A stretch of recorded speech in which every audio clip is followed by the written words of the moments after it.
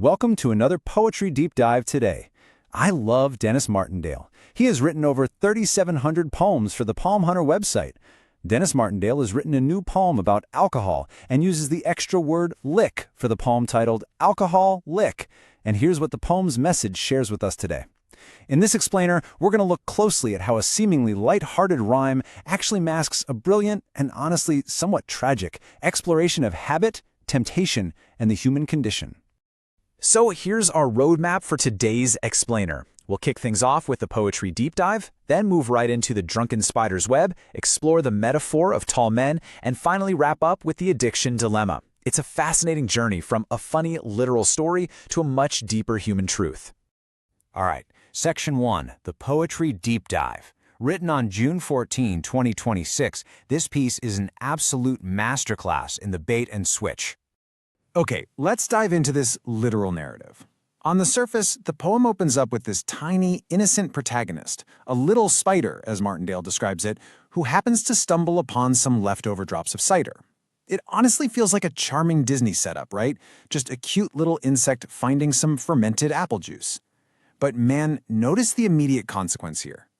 This tiny guy is completely unprepared for the effects of this discovery. He doesn't just take a sip. He literally steps right across a threshold into an altered state that completely overrides his natural, meticulous, web-spinning instincts. Which brings us right to Section 2, the drunken spider's web. And guys, the sheer humor of this spider's predicament is brilliant to think about before we even read the verses. Think about it. A spider's entire existence literally depends on geometric perfection. It needs this flawless, invisible trap to survive. Now imagine trying to do that highly technical job while completely smashed. Here's how Martindale phrases it. Have you ever seen a spider that got blotto drunk on cider and made a brand new web shape on his own? I just love that. Using the phrase blotto drunk injects this heavy, distinctly human slang into the world of a tiny bug. It's theatrical, it's bouncy, and it highlights just how absurd the situation is. The spider isn't just a little tipsy, he is out of his mind. And the result? A brand new web shape. The alcohol has completely distorted his natural talent. And honestly, the consequence of that brand new web shape is a total disaster. Listen to this. Heaving sighs as flies flew through, the gaps that some flies do, each flying by to leave him all alone. This is where the humor starts to blend with a little bit of tragedy. The poor guy was completely unprepared for being drunk, and as a result, his web is totally faulty. His prey, his literal livelihood, is just flying straight through the massive gaps he drunkenly left behind. So now he's just heaving sighs, feeling sorry for himself, watching his success fly right on by, leaving him hungry and utterly alone. His intoxication has made him completely ineffective. So you can see how this quickly builds into a dangerous pattern. The spider falls into a very predictable four-step cycle. Step 1, drink drops of cider. Step 2, his head spins and he swoons. The poem actually notes he's swooning well into the afternoon, hopelessly compromised. Step 3, he makes this incredibly solemn vow that he is absolutely going to quit tomorrow. He realizes he's not winning, his head is spinning, and he hopes he'll survive somehow. But then, Step 4, he stays tipsy. Because even while he is reeling from the effects, what's he doing? He's still thinking of drinking more. He vows the next day he'd quit, yet that wasn't the end of it. He actually ends up more tipsy than when he started. It is the classic endless loop of dependence. And this naturally leads us into Section 3, metaphor of tall men.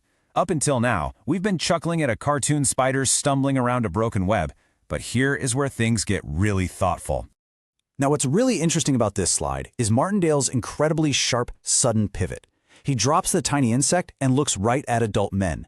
He writes, while you'd think tall guys are stronger, all these drunken guys live longer. Suddenly, we realize the spider was never the true subject of the poem. It was just the bait. Now we are looking in the mirror. He introduces physical size as a metaphor for capability and willpower. A spider is tiny, fragile, easy to excuse, but a tall, fully grown man? We usually equate that kind of stature with strength and resilience. We assume a strong man could just easily swat away the temptation that conquered a little bug. Let's actually compare the two side by side. On one side, you have our tiny, unprepared, swooning spider who found a few drops and lost his entire way of life. On the other side, you have tall, strong men. These men are supposed to be capable. The poet literally calls them deciders. They have agency, intellect, and the physical capacity to choose their path. Yet, how do these strong deciders actually respond to the exact same temptation of alcohol? Well, the unsettling truth the poem reveals is that despite their height and strength, the response is practically identical to the tiny insects. Which brings us to our fourth and final section. 4. The addiction dilemma. This is all about the ultimate choice these men face. Decide to be clever or stay as drunks forever. The poem totally strips away the illusion that your size or your intellect will naturally protect you from the cycle of dependency. Look at the text. And vow, they'll give up booze. Ah, yes. You can just hear the dripping sarcasm in that ah, yes, right? The human vow to give up booze perfectly exactly mirrors the spider's broken promise from earlier in the poem. That I'll quit tomorrow mentality is the exact same, whether you have 8 microscopic legs or you're a tall, strong adult. In fact, human intellect almost works against us here, because we use it to rationalize the delay. We make this loud, proud vow to quit, treating the intention as if it were the action itself. So what should you take away from Denis Martindale's brilliant framing? First, addiction creates an endless loop of craving, regretting, and consuming all over again. Second, good intentions, like promising to quit tomorrow, are completely insufficient to break deeply ingrained habits. Third, being tall, strong, or theoretically smart literally does not make you immune to this cycle. Physical strength does not equal mental fortitude. Finally, we have to actively decide to be clever. It doesn't happen by accident, guys. You cannot just coast on your natural strengths, or you are going to end up with a web full of massive holes, wondering where all your success went. Martindale drives us all home by ending the poem with his final, isolated line. The tall, strong men proudly vow they will give up to booze. Ah, yes, but when? That is the lingering, provocative question we're left with. When does tomorrow actually become today? When does the intention finally become action? Because until that question is answered, the strong man is really no different than the little spider, spinning a broken web, heaving sighs, and just hoping to survive somehow. Thank you so much for joining me on this explainer. I hope this gave you a deeper appreciation for alcoholic Wick.